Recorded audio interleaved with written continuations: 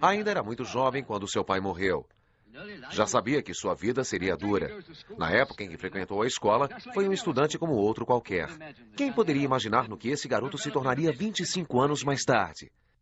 Aos 19 anos, perto de obter seu diploma, abandona a escola e se submete a exames de admissão na Academia de Belas Artes em Viena, e fracassa. Ao retornar para casa, encontra sua mãe gravemente doente, que logo morre. Adolf Hitler fica sozinho, sem amigos, sem um caminho, sem um orientador. Aos 20 anos, ele se vê abandonado e sem rumo. Então tenta vender suas pinturas novamente. Pinta aquarelas que conhecidos tentam vender nos cafés de Viena para ajudá-lo, sem sucesso. Então começa a fazer cópias dos grandes mestres e põe seu nome nelas. Desse modo, consegue se salvar, garantindo uma cama para dormir durante as noites, nos abrigos públicos de Viena.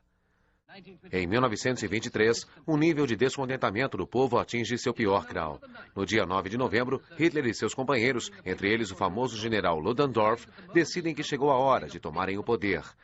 Para garantir o sucesso, ele promete estabelecer um governo provisório, eleito pelo povo após o golpe. Mas o golpe fracassa. Assim, o primeiro avanço nazista é detido. Antes do ataque, Hitler tinha jurado vencer ou morrer. Eu tenho balas no meu revólver para os meus camaradas e uma para mim mesmo se falharmos, declara. Não passou de promessa. Ele falha, mas não se mata. Panfletos, cartazes, livros, uma enxurrada de palavras e promessas. Os jornais eram requisitados para espalhar a nova doutrina. Os nazistas introduziram retratos de seus líderes nos maços de cigarro, e as fábricas onde os cigarros eram feitos pertenciam ao partido. As vendas de cigarros, uniformes, armas, insígnias e bandeiras geravam cerca de 70 milhões de marcos por ano. Tudo era lucro, tudo era do partido, o partido nazista. Como um mercador que vende um remédio para o medo, Hitler fez com que os alemães acreditassem que o partido nazista era a cura de todos os males. Ele prometeu tudo para todos. E durante todo esse tempo, as paradas militares cresciam mais e mais.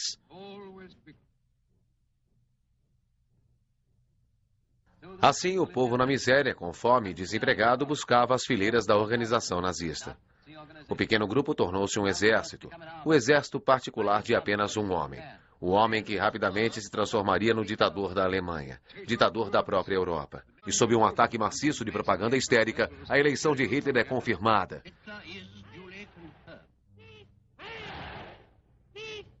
Mais aclamações, mais ovações.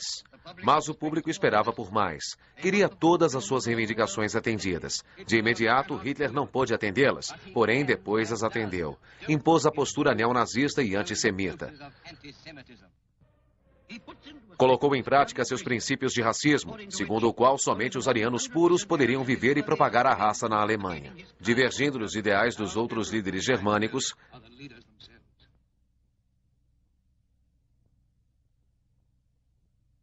Hitler vislumbrava bem mais adiante. Sentia a profundidade do espírito da Alemanha. Fez do racismo a base do nacionalsocialismo. Não se sentia à vontade diante dessa realidade. Homens famosos por serem judeus foram forçados a fugir do país. Ganhadores do Nobel, como Einstein, James Franz, Freud, todos tiveram que fugir. Se sinais racistas não foram suficientes, eles podiam ser mais convincentes. Lojas eram invadidas, destroçadas, tomadas, destruídas. Qualquer tentativa de resistência era pretexto para uma pancadaria. Uma apropriação coletiva foi imposta aos judeus em toda a Alemanha. A soma total chegou a milhões de marcos. As riquezas foram confiscadas e usadas para ajudar a custear o colossal rearmamento da Alemanha.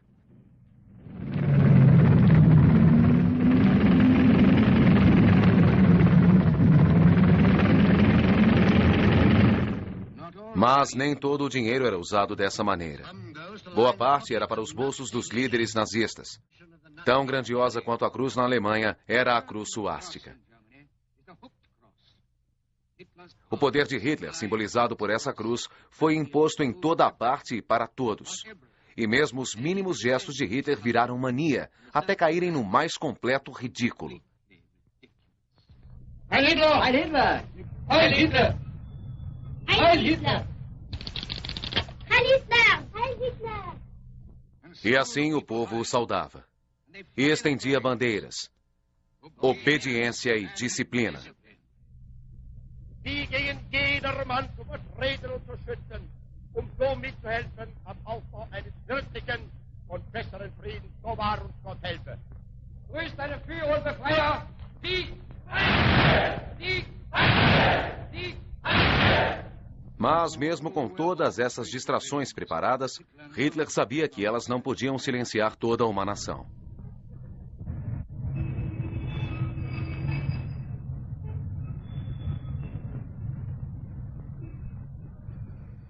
Havia aqueles que gostavam de alcançar além dessa barreira viva, a máquina feita de entusiasmo. As únicas notícias que liam nos jornais eram as notícias nazistas. Era proibido ouvir as rádios estrangeiras. Os nazistas tentaram criar na Alemanha uma única opinião. Um único ponto de vista. A mente humana estava sendo aprisionada. A punição por ouvir as nações estrangeiras era severa. E como resultado final, a pena era a morte. Costumamos definir os judeus por sua identidade pelas tradições que praticam e pelas crenças que incorporam às suas vidas. Os alemães definiram os judeus pela religião de seus avós. Quando o regime chegou ao poder em janeiro de 1933, a parte mais radical e agressiva do movimento nazista, a parte mais extremista, queria eliminar os judeus de uma hora para outra. Alemães, livrem-se da dominação judaica! Alemães, livrem-se da dominação judaica! Então os alemães começaram a criar leis contra os judeus. Judeus não são bem-vindos. Logo, os judeus foram expulsos não apenas do serviço público, mas também de áreas da sociedade em que havia muitos judeus, como educação, universidades, professores, advogados, médicos. Os judeus se tornaram desnecessários. Leis de proteção do sangue de Nuremberg. No auge desse período inicial de legislação, surgiram as leis de Nuremberg para determinar oficialmente a cidadania na Alemanha, quem era e quem não era cidadão alemão. Mas foram oferecidas apenas as definições para não cidadãos, e as únicas pessoas definidas como não cidadãos da Alemanha eram os judeus. Nome dos passageiros. Eles foram obrigados a adicionar Israel como nome do meio para homens e Sara para mulheres a partir de 1938. Os judeus eram judeus por causa do sangue que corria em suas veias. Não importava o que estava em seus corações nem em sua mente. Só importava o seu sangue. Segundo essa teoria, não poderiam se livrar dos judeus através da conversão, como fizeram durante a Inquisição, por exemplo. Só havia uma forma de acabar com os judeus, e era matando-os. Depois que os judeus foram expulsos, outras pessoas se mudaram para as casas deles e assumiram seus negócios. Um dos artefatos alemães mais marcantes para mim no nosso museu histórico é um jogo chamado Judenhaus, ou Fora Judeus. O jogo foi criado na Alemanha em 1936, no mesmo ano em que surgiu o Banco Imobiliário nos Estados Unidos, e também era um jogo para a família. Na caixa dizia que era para pessoas com idades entre 8 e 99, assim várias gerações da mesma família podiam se sentar à mesa e jogar. No jogo, cada participante tinha um pino, jogava os dados e andava pelo tabuleiro. Quem atingisse o objetivo primeiro vencia. E qual era o objetivo? O objetivo era expulsar o máximo de judeus de seu país.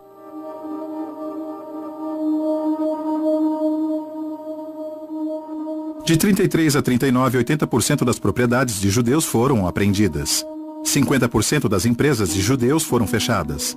E 50% dos judeus foram desalojados. O Holocausto foi inimaginável e envolveu o uso de todo o conhecimento e entendimento existente no século XX com o objetivo de definir, expropriar, concentrar e, por fim, assassinar, aniquilar e destruir, além de tomar posse dos bens e propriedades de todo um povo. As Einsatzgruppen eram basicamente agentes da polícia alemã. E, no início do verão de 1941, começaram a matar os homens nas aldeias e cidades.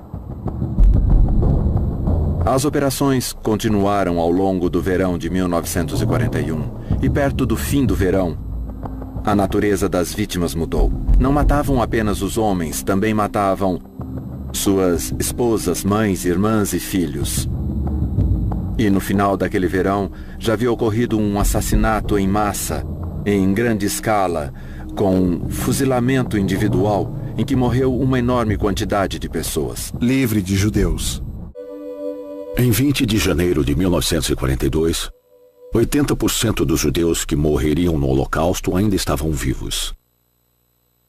16 meses depois, 4 em cada 5 judeus que morreriam no Holocausto já estavam mortos. A sede de conquistas de alguns homens é incomensurável. Nomes como Gengis Khan e Átila, o Uno, congelaram o sangue dos homens em suas veias e encheram os corações de terror. Um desses nomes foi Adolf Hitler.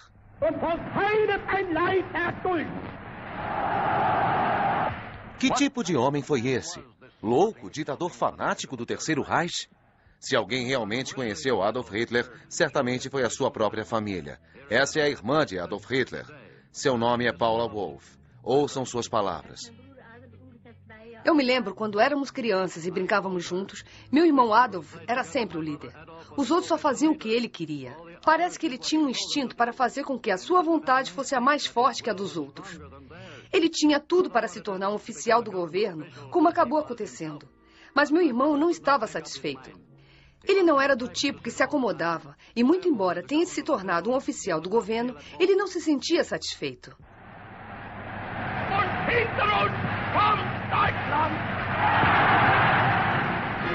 Hitler nunca encarou ninguém. Um fracasso no início da vida, ergueu-se das profundezas da derrota e do desespero da Alemanha na Primeira Guerra Mundial e acompanhou nos anos seguintes como destroços terríveis da sua própria criação, o Terceiro Reich.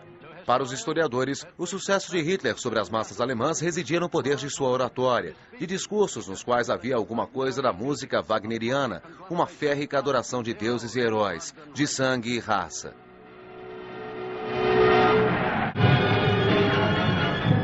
A flamejante capital nazista é tomada. Os últimos defensores são arrancados dos seus buracos. No meio de todas aquelas ruínas é difícil descobrir o que aconteceu com o derrotado ídolo nazista. Mas a história completa será contada mais tarde. Nos porões da chancelaria, Adolf Hitler atira e se mata. Eva toma veneno e morre.